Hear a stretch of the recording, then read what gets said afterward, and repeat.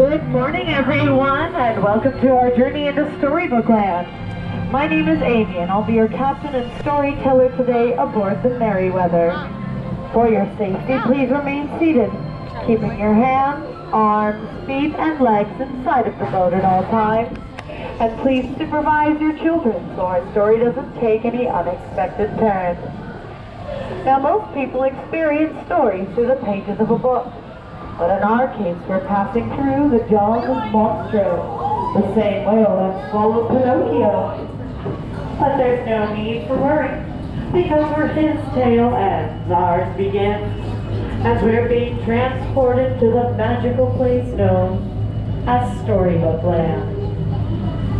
Now our story begins, as many others do, with the words, "Once upon a time."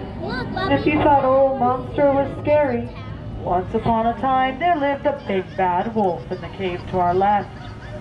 But who's afraid of a big bad wolf? Well, not the three little pigs who lived across the way as they built houses of straw, stick, and of course, wolf-proof brick. But then our story takes a rather strange turn. For just around the corner is the quaint English countryside that's home to a young girl named Alice. One golden afternoon, her curiosity got the better of her, and she chased the white rabbit down the rabbit hole into Wonderland.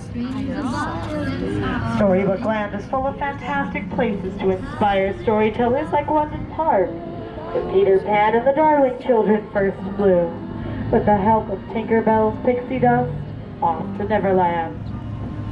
Or places of mystery and enchantment like the city of Agrabah, where a young street rat named Aladdin bumped into the Princess Jasmine in the marketplace and stole her heart. Though they were of two different worlds, through the power of true love and a little help from a genie, they were married and live in the Sultan's palace to this day. True love is the shining light in all of our stories, like the twinkling stars in the archways above us, where Aladdin and Jasmine first flew, over, sideways, and under, on a magic carpet ride to a whole new world.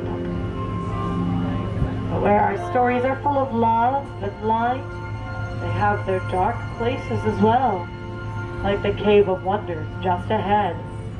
Legend has it, the treasure inside holds a powerful curse that can only be lifted by releasing the genie of the lamp. From there, he'll grant you 3 wishes. So close your eyes, and let's hope one of them comes true.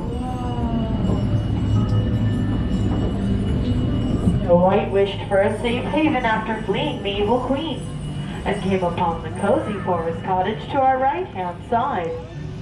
Home of the 7 dwarves, they offered her shelter and thanks for her kindness. And sometimes you can hear them whistle while they work in the mines towards the bath.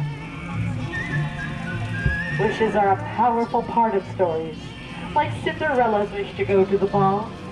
Turning the page to the left is the Blue Roof Chateau, where her wicked stepmother and stepsisters forbade her from attending. Her fairy godmother granted that wish, but when she didn't return home by the final stroke of midnight, Cinderella's carriage turned back into a pumpkin, where it still sits on the bridge to this day. But where magic has its limits, true love has none, and she was reunited with her Prince Charming thanks to a lost glass slipper. As Cinderella herself said, a dream is a wish your heart makes, and wishes often inspire the dreams here at Storybook Land. Whether you dream of your own happily ever after, or simply dream of resting your head on a bed of hilltop quilted flowers like the ones to our left, inspired by the 1933 Silly Symphony cartoon Lullaby Land. All of the plants here have been enchanted through Tinker Bell's magic, so they never grow up. And that's what made this place a favorite of master storyteller Walt Disney, who inspires us to continue telling stories to this day. Classic tales like The Wind in the Willows, featuring memorable characters Bo Leaps, Ratty, Angus McBadger, and of course, J. Thaddeus Toad, whose stately manner is coming up on our left-hand side. But I'm sorry, folks, there won't be any sightings of Mr. Toad, as he's off on a wild ride in his motor car, to nowhere in particular. For newer stories like that of Arendelle, with its castle on the bay, ship at anchor, and ice palace high in the frozen fjords, there sisters Anna and Elsa learned of something much more powerful than ice magic, the power of love. While in an alpine village, a woodcarver named Geppetto wished upon a star in hopes that his wooden puppet would become a real boy. After saving his father from the belly of Monstro, that wish was granted to Pinocchio by the kind blue fairy. Geppetto's wish is similar to those in many fairy tales. For example, a little mermaid named Ariel, who traded in her fin for a pair of unsteady legs, to follow Prince Eric to land and become part of our world to the castle on the right. Her story begins in the shadow of her father, King Triton, ruler of the underwater kingdom Atlantica to our left, and ends, as all good stories do, with a happily ever after. As we've reached the conclusion to our tale, I'd like to remind everyone to please remain seated, keeping your hands, arms, and fingers inside of the boat as we approach the dock. Please do not stand until I have counted to 3, so we can all stand up together, and nobody has to end up under the sea.